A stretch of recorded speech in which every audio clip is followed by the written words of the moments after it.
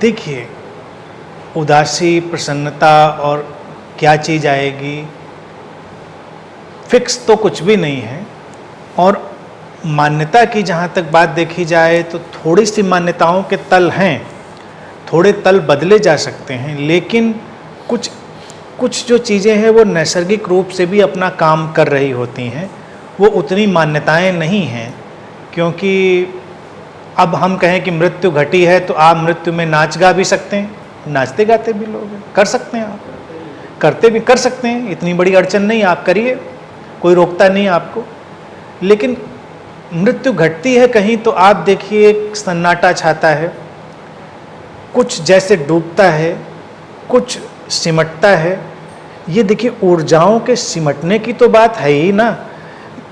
अगर जीवन ऊर्जा के प्रकट होने की घटना है तो मृत्यु ऊर्जा के स्रोत में सिमटने, वापस लौटने की घटना है। और फिर अगर इसको आप पशु पक्षियों के जगत में भी देखें, जिनके पास वो मान्यताएं नहीं हैं जो मनुष्य के पास हैं, उनमें भी वो स्तब्धता, सन्नाटा, ठहराव, खामोशी आती है।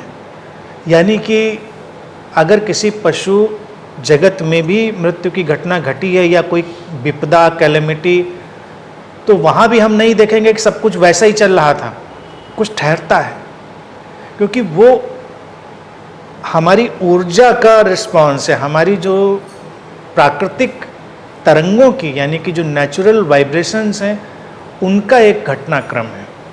तो इसमें मान्यताएं थोड़ा बहुत उसको घटा और बढ़ा सकती हैं, इतना ज़रूर है। जैसे कि अगर मृत्यु की ही बात लें तो मृत्यु पे आप कितना दुख मनाएंगे ये तो मान्यता हो सकती है, लेकिन मृत्यु आपको थोड़ा ठहराव, थोड़ी उदासी दे, ये स्वाभाविक है। वो आपको आत्मावलोकन की तरफ, इंट्रोस्पेक्शन की तरफ भी ले जा सकती है, आप थोड़े शांत ठहरे हुए हो सकते हैं। और उदासी का मतलब हमेशा ये नहीं होता कि व्यक्ति धाड़ मार मार कर रोएगा, जरूरी नहीं। घटना घटी लेकिन आपके अंदर थोड़ी खामोशी भी आई।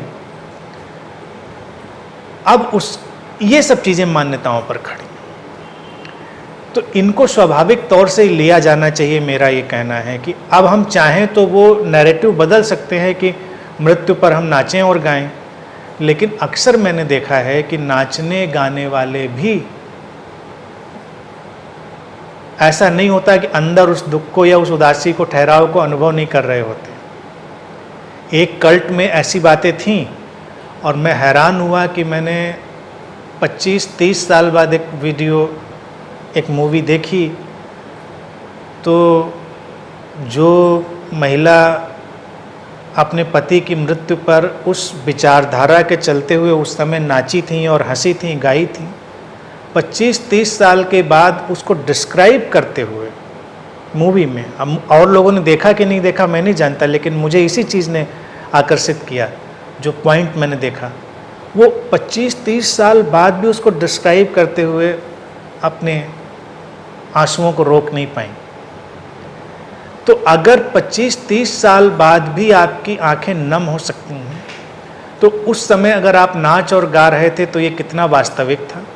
क्योंकि विचार अगर आपके ऊपर एक तरह से हावी किया जाए तो वो एक तरह का सम्मोहन भी होता है, एक तरह का वैचारिक दबाव भी होता है, आप कुछ भी कर सकते हैं। लेकिन कुछ स्वाभाविक घटनाक्रम है, स्वाभाविक घटनाक्रम। अब जैसे सुबह और शाम की ही बात देखें तो सुबह और शाम में क्या मान्यता है? मान्यता तो कोई नहीं, लेकिन उनके फ्लेवर तो फ़र्क है ना, फ्लेवर फ़र्क है। सुबह जीवन की सारी तरंग उठ रही है, हम नहीं जाग रहे हैं, केवल पेड़ पौधे, पशु पक्षी सब जाग रहे हैं, तो जागरण की एक तरंग है। तो सुबह में अगर आप उठते हैं और मॉर्निंग को आप फील करते हैं सुबह को, तो उसमें एक उठती हुई तरंग है, जैसे सब कुछ जाग रहा है, उठ रहा है। मान्यता नहीं है, वो चीज़ ऊर्जागत रूप से है, कलरव है, एक उत्साह और उत्सव की भावदशा है।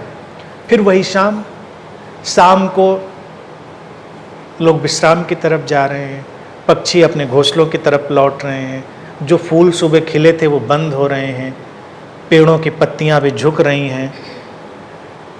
जैसे जो ऊर्जा की लहर अभी उठी थी वो फिर से अपने विश्राम में लौट रही है। तो अब लौटती हुई लहर का तो वही परिणाम होगा, लौटती हुई का तो हम भी थोड़ा ठहरा ठहरा सा, हम भी थोड़ा शांत, बुझा बुझा नहीं कहेंगे लेकिन खामोश सा अनुभव करेंगे। हमारे यहाँ तो देखिए भारत में शास्त्रीय गायन की परंपरा रही, तो सुबह का राग अलग है, शाम का राग अलग है, दोपहर का राग अलग है, आधी रात का राग अलग है। तो ये भाव से संचालित है, मान्यता पर उतना नहीं खड़ा है। मान्यताओं से बस केवल उनकी डिग्री घटा बढ़ा सकते हैं, जो कि होना चाहिए। मान्यताओं को शुद्ध तो करना ही चाहिए।